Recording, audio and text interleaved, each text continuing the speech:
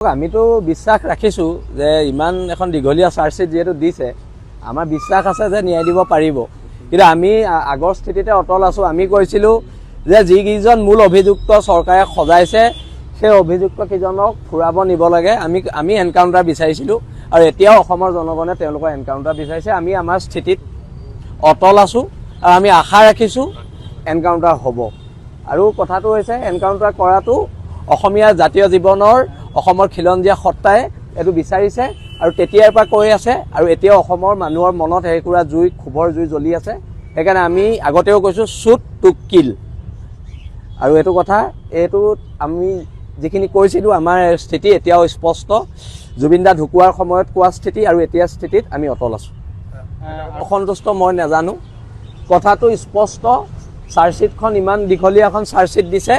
আমি ন্যায় ব্যৱস্থাটোৰ ওপৰত আশা কৰিব লাগিব কিন্তু বিলাসী থানাৰ যেটো স্থিতি আছিল সেই স্থিতিত বিলাসী থানা এতিয়াও অটল আছে আৰু অন্তত জুবিন গাৰ্গক লৈ কোনো ধৰণৰ ৰাজনীতি হোৱাটো আমি নিবিচাৰো বিলাসী থানা অসমে নিবিচাৰে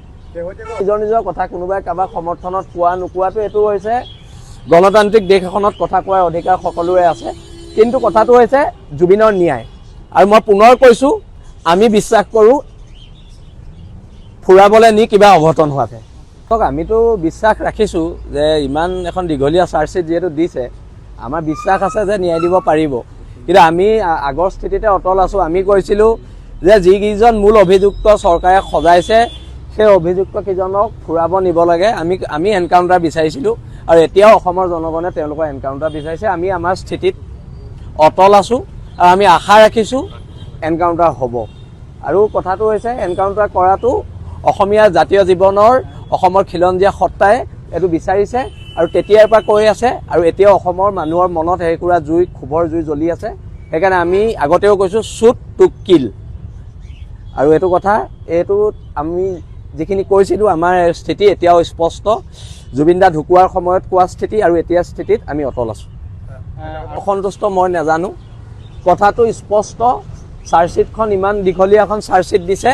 আমি ন্যায় ব্যৱস্থাটোৰ ওপৰত আশা কৰিব লাগিব কিন্তু বিলাসী থানাৰ যেটো স্থিতি আছিল সেই স্থিতিত বিলাসী থানা এতিয়াও অটল আছে আৰু অন্তত জুবিন গাৰ্গক লৈ কোনো ধৰণৰ ৰাজনীতি হোৱাটো আমি নিবিচাৰো বিলাসী থানা অসমে নিবিচাৰে নিজৰ কথা কোনোবাই কাবাক সমৰ্থনত কোৱা নোকোৱাটো এটো হৈছে গণতান্ত্ৰিক দেশ এখনত কথা কোৱাৰ অধিকাৰ সকলোৰে আছে কিন্তু কথাটো হৈছে জুবিনৰ ন্যায় আৰু মই পুনৰ কৈছো আমি বিশ্বাস কৰো ফুৰাবলৈ নি কিবা অঘটন হোৱাতে আমিতো বিশ্বাস ৰাখিছো যে ইমান এখন দীঘলীয়া চাৰ্জশিট যেহেতু দিছে আমাৰ বিশ্বাস আছে যে ন্যায় দিব পাৰিব কিন্তু আমি আগৰ স্থিতিতে অটল আছো আমি কৈছিলো যে যিকেইজন মূল অভিযুক্ত চৰকাৰে সজাইছে সেই অভিযুক্ত কিজনক ফুৰাব নিব লাগে আমি এনকাউন্টাৰ বিচাৰিছিলো আৰু এতিয়াও অসমৰ জনগণে তেওঁলোকৰ এনকাউন্টাৰ বিচাৰিছে